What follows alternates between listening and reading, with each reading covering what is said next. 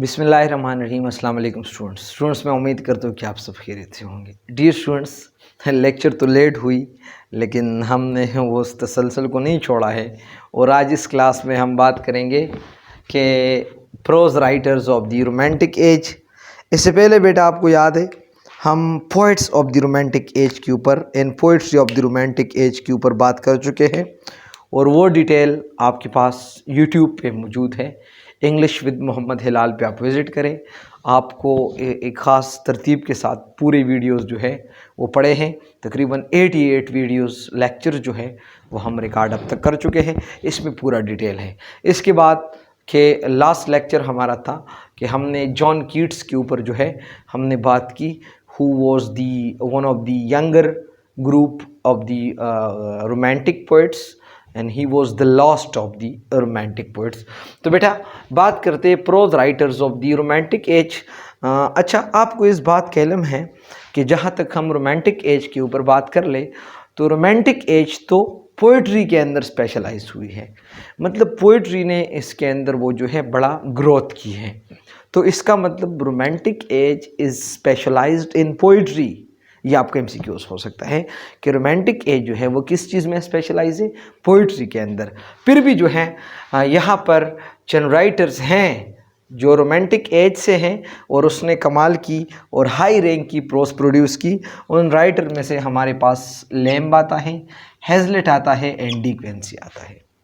ठीक है बेटा, आपको इस बात का इल्म है कि रोमांटिक जो है वो क्लेश ही पे आते जा रहे हैं, वो जो है वो 18th सेंचुरी के साथ वो क्लेश पे है, लेकिन प्रोस के अंदर जो है उसका कोई क्लेश नहीं है, जैसा कि उसका पोइट्री के साथ बड़ा क्लेश था। उसने ये वाला पोइट्री की और हमने ऐसा पोइट्री नहीं प्रोड्यूस करना। तो जो क्लेशेस पोइट्री के दरमियान थे रोमांटिक्स का और 18th सेंचुरी का, वही क्लेशेस जो है आपको प्रोस के अंदर नज़र नहीं आएंगे। ताहम चंद चेंजेस हैं जो कि रोमांटिक राइटर्स ने अपने प्रोस के अंदर लाए हैं। ठीक है बेटा, तो इधर मैं ये पॉइंट लिखा हूँ कि वो कोई रिवॉल्ट नहीं था pros of the 18th century के साथ, लेकिन चंद चेंजेस जो है वो जो है वो आए हैं।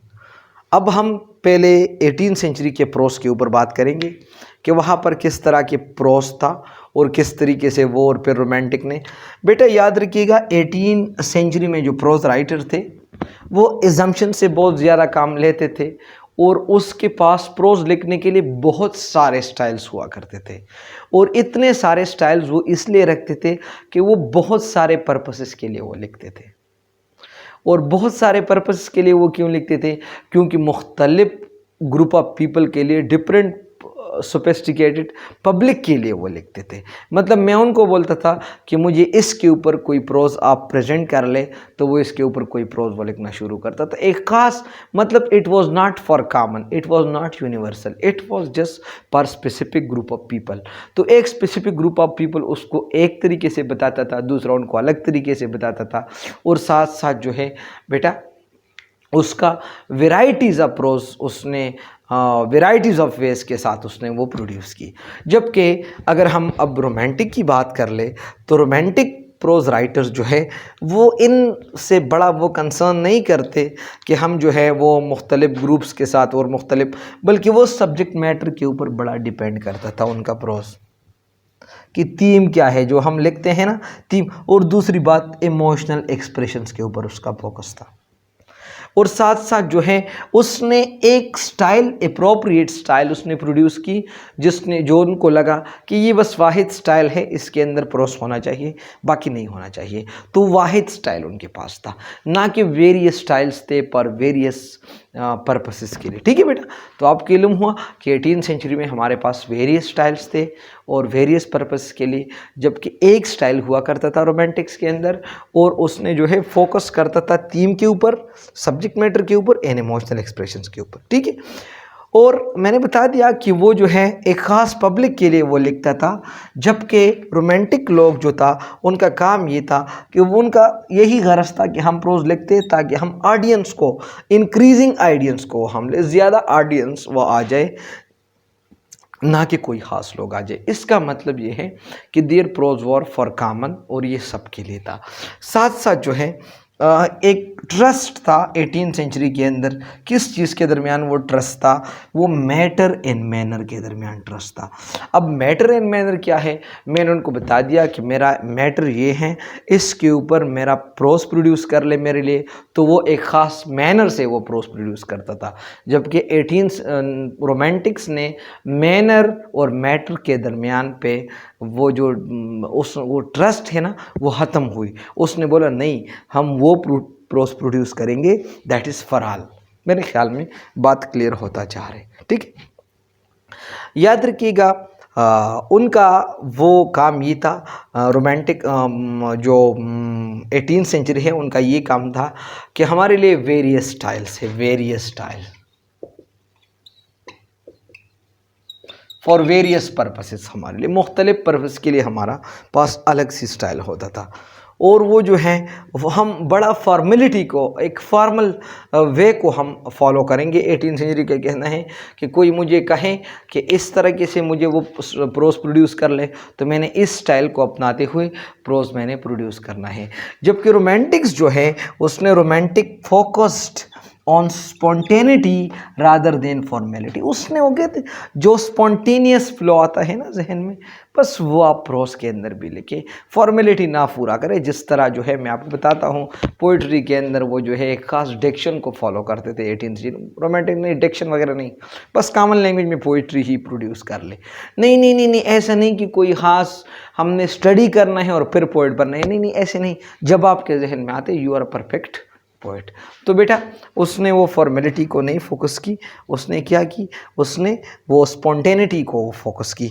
साथ साथ जो है एक ग्रैंड स्टाइल हुआ करता था, किसके लिए? प्रोस के लिए। इसका भी ख़त्म हुई, इख्तिताम हुआ 18 सेंचुरी का। ये बड़ा वो फोकस करते थे।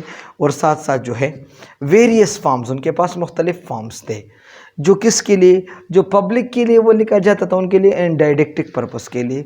तो उसका ऊपर जो है वो रोमांटिक ने कोई फोकस नहीं किया, एंड इसका डिक्लाइन हुआ। अब सबसे दिलचस्प बात बेटा मैं आपको बताता चलूँ कि हमारे पास जो बड़े बड़े पोइट्स हैं, जिस तरह हमारे पास कॉलरिज, जिस तरह हमारे पास शेले, जिस तरह हमारे पास बायरन, और हत्ता कि जो नॉवलिस्ट हमारे पास है रोमांटिक एज का, उसको हम डिस्कस करेंगे, अभी तो हमने नहीं डिस्कस की। जिस तरह हमारे पास जेन ऑस्टन है, या जिस तरह हमारे पास जो है मैं आपको बताऊं, या जिस तरह हमारे पास जेन ऑस्टन है, दूसरा हमारे पास और कौन है, स्कॉट है हमारे पास, ये बड़े नावलिस्ट हैं। उसने भी बड़े कमाल की प्रोस प्रोड्यूस की, लेकिन उसने वो पर्सनल अपने ख़ास पर्पस के लिए, कोई मेरिट के लिए उसने नहीं प्रोड्यूस की। जिस तरह वो लेटर्स वगैरह लिखते थे या कोई जर्नल्स वगैरह वो लिखते थे अपने अपने ख़ुद ज़ाती ज़रूरियात के लिए, तो उसने भी बड़ी कमाल की प्रोस जो है उसने प्रोड्यूस की। लेकिन जो प्रोमिनेंट और जिसने प्रोस फॉर फ्रोस स्टाइल जो है, for the sake of pros जिसने प्रोड्यूस की, वो रोमांटिक्स में से हमारे पास ये 3 लोग हैं, Lamb, Hazlitt and De Quincey. तो बेटा ये हुआ आज का हमारा लेक्चर। मैं उम्मीद करता हूँ कि आपको फ़ायदा थोड़ा सा नहीं बल्कि ज़्यादा मिला होगा। फिर भी कोई सवाल हो तो आप मुझसे पूछ सकते हैं। इंशाल्लाह नेक्स्ट क्लासेस में हम इसको 1 बाय 1 जो हमारे पास प्रोज राइटर्स हैं उनको हम डिस्कस करेंगे। तब तक आपको लोगों का कोई सवाल हो तो आप पूछ सकते हैं बेटा, कमेंट बॉक्स में भी, और डिस्क्रिप्शन में मेरा फ़ोन नंबर भी आपको मिल जाएगा। जो व्हाट्सएप नंबर है वो भी बस एक ही है, इस पे आप बिल्कुल कमेंट कर सकते हैं, मैं आपको ज़रूर जवाब दूंगा। बेटा मेरे साथ रहे, आप लोगों का ज़रूर फ़ायदा होगा। ये वक्त आए है कि इंसान चाँद पे कदम रख सकता है, हवा में उड़ सकता है। तो बेटा एक मामूली सा टेस्ट पास करना मुश्किल नहीं है, इसके लिए चाहिए अज़म, पक्का इरादा, और वो हमारा है। इंशाअल्लाह कामयाबी हम लोगों का मुकद्दर होगी। तो थैंक यू वेरी मच बेटा, अल्लाह हाफिज़।